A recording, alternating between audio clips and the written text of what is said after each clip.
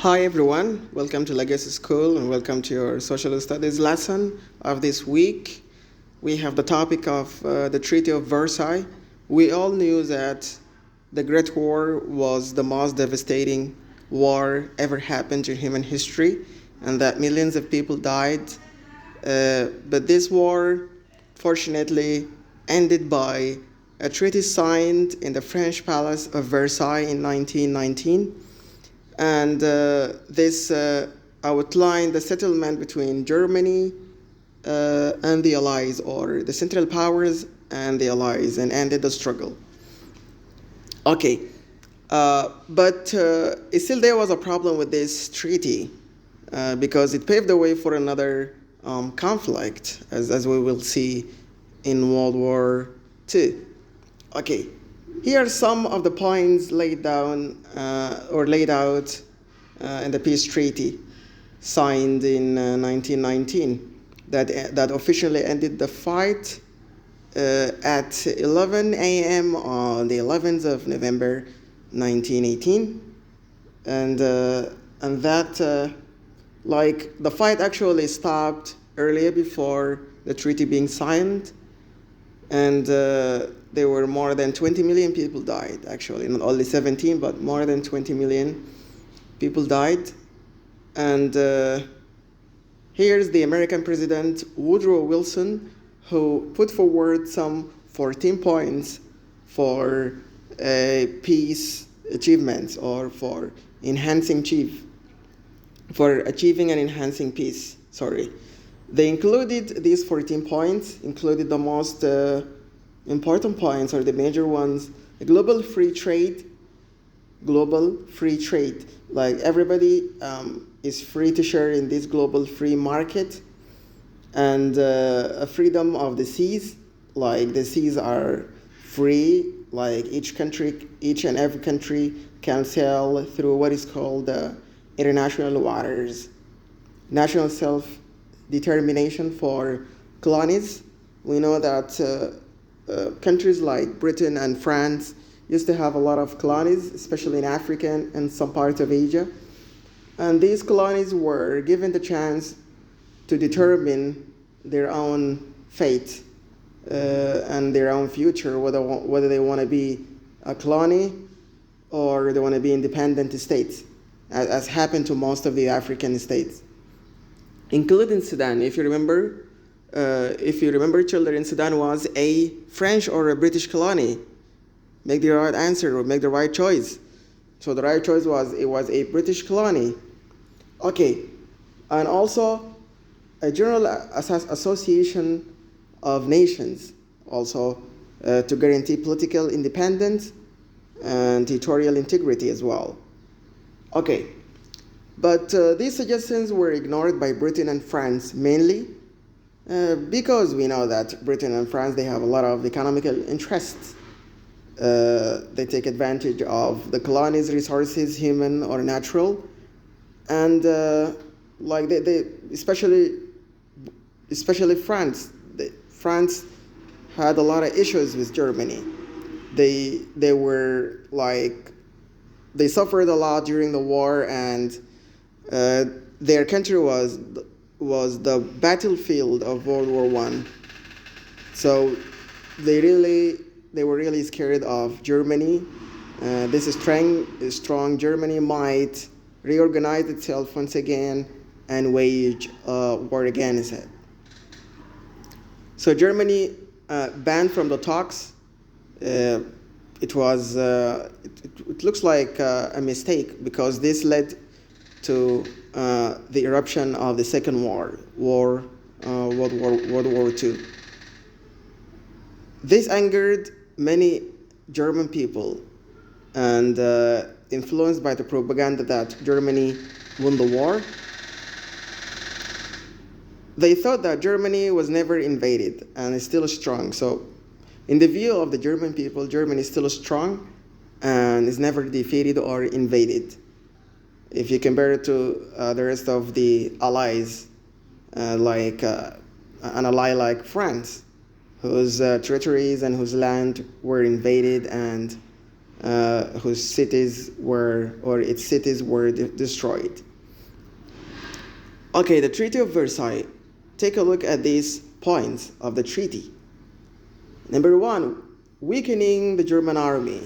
So the troops were reduced to 100,000 men only, and the Germans were not allowed to have any air force or submarine force, and they only have 6 battleships. Reparations.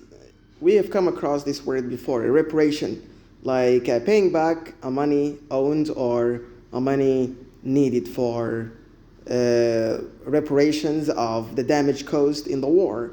Germany was to pay 6.6 billion pounds to allies, and this was reduced to from actually 11.3 billion. It was a greater number, but it was reduced. And this huge money was meant to make Germany weak and to stop any kind of development in the country. War guilt. Germany had to take all the blame for starting the war. This is what the Allies say. And they have to be responsible morally and materially as well. The loss of the treaty. Okay, Germany was to give Alsace-Lorraine back to France, and Germany also lost its empire. So the empire system came into an end at the end of the war. It had also to return Upper Silesia to Poland, cutting Prussia off from Germany. Also, they lost important industrial areas that are rich of coal fields and vital for industry. So the industrial development of Germany was weakened. The League of the Nations established. This is one of the suggestions, to establish an international league, or the League of the Nations. Now we call it the UN, or the United Nations. This was to prevent future conflicts between nations of the world, and it was the ideas of the American President Woodrow Wilson. Okay, but the Congress rejected it, unfortunately. And then later on they endorsed this, actually. Other treaties to end the war. There were other small treaties between countries to resolve conflicts and put an end to the fight. Okay, the Ottoman Empire was broken up. That's one of the results. And there wasn't any Ottoman Empire anymore. And the new Middle East was changed radically. So new Middle Eastern countries or states appeared. So most of the states now we see in Middle East were created immediately at the end of the war. So they were not ancient states.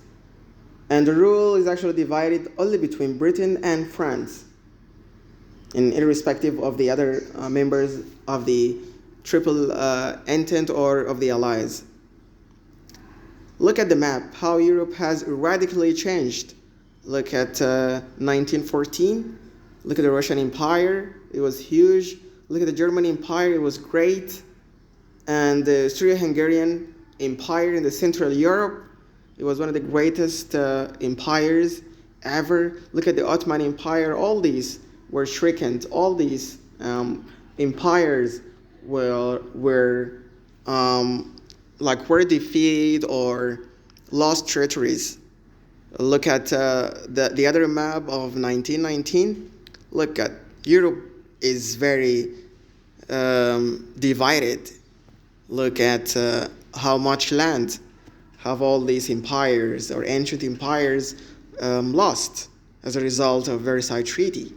Okay, why were Wilson's 14 points rejected? Okay, Britain under David Lloyd George was a greedy empire. They want to control more lands, and they also they want to have the largest army, and they have huge acquisitions from the defeated colonies, and they don't want to lose all this. France France also, under the administration of George Clemenceau, they had similar feelings. Also, they wanted to take revenge of Germany because they believed Germany started the war and invaded them.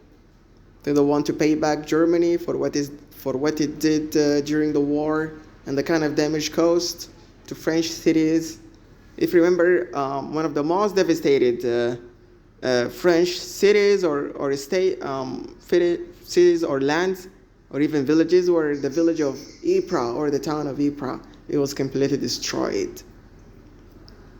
They felt that Germany might reorganize and might attack them again, or they might be a strong rival, so they don't want Germany ever to be a rival to them. So the far-reaching consequences of Versailles Treaty is actually very evident and will be studied in the run-up to World War II, which happened just 20 years later. All right, that's the end of the lesson. Thank you.